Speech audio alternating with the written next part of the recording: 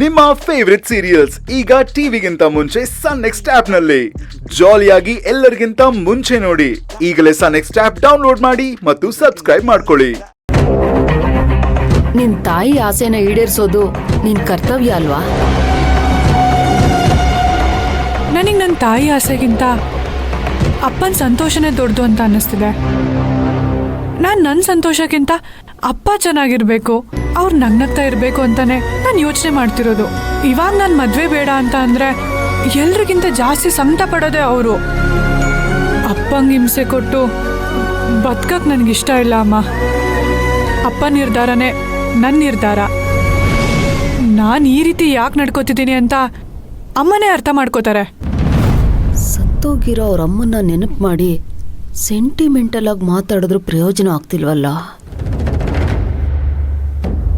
ಸಪ್ತಮಿ ಸಪ್ತಮಿ. ಹಾ ಅಪ್ಪ, ಬಂದ್ವಿ.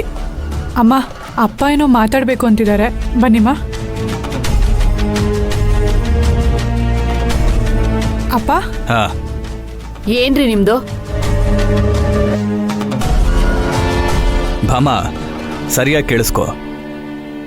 ನಾನು ಇವರಿಬ್ರು ಜಾತಕನ ಜೋಯಿಸ್ರ ಹತ್ರ ಕೊಟ್ಟು ನಿಶ್ಚಿತಾರ್ಥಕ್ಕೆ ಒಳ್ಳೆ ದಿನ ಒಳ್ಳೆ ಮುಹೂರ್ತ ಯಾವುದು ಅಂತ ಕೇಳ್ಕೊಂಡು ಬರೋದಕ್ಕೆ ಹೋಗ್ತಾ ಇದ್ದೀನಿ. ಅದನ್ನು ಹೇಳೋದಕ್ಕೆ ನಿನ್ನನ್ನು ಕರೆದಿದ್ದಷ್ಟೇ. ಬರ್ತೀನಿ. ರೀ, ಒಂದ್ ನಿಮಿಷ ನಿಂತ್ಕೊಳ್ಳಿ. ಮಗಳು ಮದ್ವೆಗೆ ಇಷ್ಟೆಲ್ಲ ಓಡಾಡ್ತಾ ಇದ್ದೀರಾ.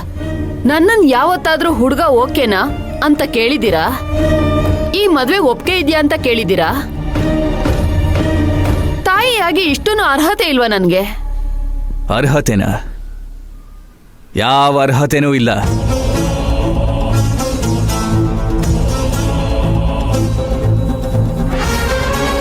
ಅದು ಅಲ್ಲದೆ ನೀನ್ ಇವಳಕ್ ತಾಯಿನೇ ಅಲ್ಲ, ಮಲತಾಯಿ.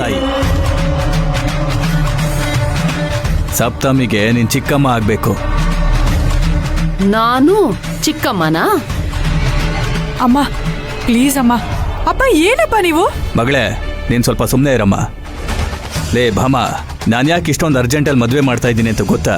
ಯಾಕೆ? ಮೊದಲನೇ ಕಾರಣ, ನೀನು ಸಪ್ತಮಿ ಹೆಸರಲ್ಲಿರೋ ಜಮೀನ ಕಿತ್ಕೊಂಡು ನಾಟಕ ಮಾಡ್ತಾ ಇರೋದಕ್ಕೆ. ನಿನ್ನ ಹಿಂಸೆಯಿಂದ ತಪ್ಪಿಸ್ಬೇಕು ಅನ್ನೋ ಕಾರಣಕ್ಕೆ ಸಪ್ತಮಿ ಜೀವನ ಚೆನ್ನಾಗಿರ್ಬೇಕು ಅಂತಾನೆ ನಾನು ಈ ಮದುವೆ ಮಾಡ್ತಾ ಇರೋದು. ಕಾರಣ 2, ಮದುವೆ ಆಗ್ತಾ ಇರೋದು ನನ್ನ ಗೆಳೆಯನ ಮಗನ ಜೊತೆ ಅಂತ ಅಂದಮೇಲೆ ನಿನ್ನಿಂದ ಕೇಳೋ ಅಗತ್ಯ ಅವಶ್ಯಕತೆ ಏನೂ ಇಲ್ಲ. ಏನ್ರಿ ಈ ತರ ಮಾತಾಡ್ತೀರಾ ನೀವು? ನಾನು ಇನ್ನು ಮುಂದೆ ಹೀಗೆ ಮಾತಾಡೋದು. ಏನೇ ಈಗ? ಏನಕ್ಕೆ ಹಿಂಗ್ ಮಾತಾಡ್ತಿದ್ದೀರಾ? ನಡೀರಿ. ಸುಮ್ನೆ ಇರಮ್ಮ, ಬಿಡಮ್ಮ. ನೀನು ಇವಳಿಗೆ ಹೆದರ್ಕೊಂಡು ಕೂತಿರ್ತಾರೆ. ನಾನು ಯಾರಿಗೂ ಹೆದರ್ಕೊಳ್ಳೋನಲ್ಲ. ನನ್ನೇ ಲೆಕ್ಕಕ್ಕಿಡ್ತಿಲ್ಲ ಅಲ್ವಾ ನೀವು? ಎಲ್ಲ ಲೆಕ್ಕ ಚುಕ್ತ ಮಾಡ್ತೀನಿ. ಅದ್ ಹೇಗ್ ಸಪ್ತಮಿ ಮದ್ವೆ ನಡೆಯುತ್ತೆ ನಾನು ನೋಡ್ತೀನಿ.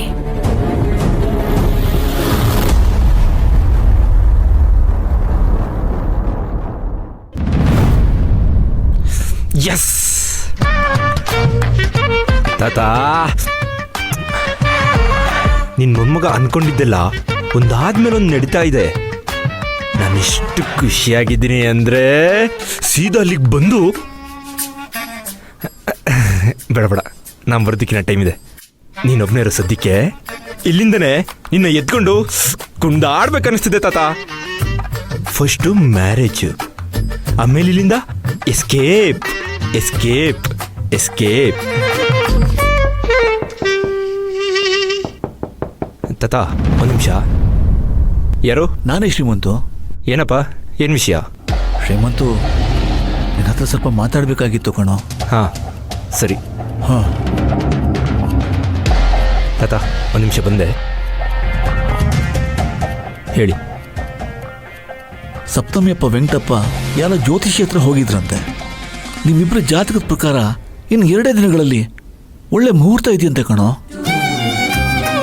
ಇನ್ನು 2 ದಿನದಲ್ಲಿ ನಿಶ್ಚಿತಾರ್ಥ ಮಾಡ್ಕೊಳ್ಳೋದು ನಿನಗೆ ಓಕೆನಾ ಶ್ರೀಮಂತು? ಅದೆಲ್ಲ ನೀವು ನೋಡ್ಕೊಳ್ಳಿಪ್ಪ. ಎಷ್ಟು ಬೇಗ ಆಗುತ್ತೋ ಅಷ್ಟು ಬೇಗ ಮದುವೆ ಮುಗಿಬೇಕು. ಹಾಗೆ ಮಾಡೋಣಪ್ಪ. ನಿಶ್ಚಿತಾರ್ಥ ಮುಗಿದ ನೆಕ್ಸ್ಟ್ ಮುಹೂರ್ತದಲ್ಲೇ ಮದುವೆ ಇಟ್ಕೊಳ್ಳೋಣ. ಸರಿಯಪ್ಪ. ನಾನು ಬರ್ತೀನಿ. ಅಪ್ಪ, ಒಂದು ನಿಮಿಷ. ಏನು ಶ್ರೀಮಂತು? ನಂದು ನಿಶ್ಚಿತಾರ್ಥ ಆಗ್ತಿರೋದು ಎದುರುಗಡೆ ಶತ್ರು ಅವ್ರಿಗೆ ಗೊತ್ತಾಗ್ಬಾರ್ದುಪ್ಪ. ಏನಾಯ್ತಪ್ಪ? ಅದು ನಾವು ಸಪ್ತಮಿ ಮನೆಗೆ ಹೆಣ್ಣು ನೋಡೋಕೆ ಹೋದಾಗಲೇ ಅವ್ರಿಗೆ ವಿಷಯ ಗೊತ್ತಾಗಿದೆ ಶ್ರೀಮಂತು. ನನಗೆ ಫೋನ್ ಮಾಡಿ ಯಾಕೆ ಕರೆದಿಲ್ಲ ಅಂತಾನೂ ಕೇಳ್ದ. ಇದೆಲ್ಲ ಅವ್ರಿಗೆ ಗೊತ್ತಾಯ್ತು? ಅಲ್ಲ ಕಣ ಶ್ರೀಮಂತು, ಒಂದು ಮದುವೆ ಅಂದಮೇಲೆ ವಿಷಯ ಎಲ್ಲಿಂದನೂ ಗೊತ್ತಾಗಿರುತ್ತೆ. ಗೊತ್ತಾದ್ರೆ ಗೊತ್ತಾಗ್ಲಿ ಬಿಡು, ನೀನು ಯಾಕೆ ತಲೆ ಕೆಡಿಸ್ಕೋತೀಯ? ಆ ಮಂಜರಿ ಸಪ್ತಮಿಗೇನಾದ್ರೂ ಹೇಳ್ಕೊಟ್ಟು ಈ ಸಂಬಂಧನೂ ಕೆಡಿಸ್ಬಿಟ್ರೆ ಅಂತ.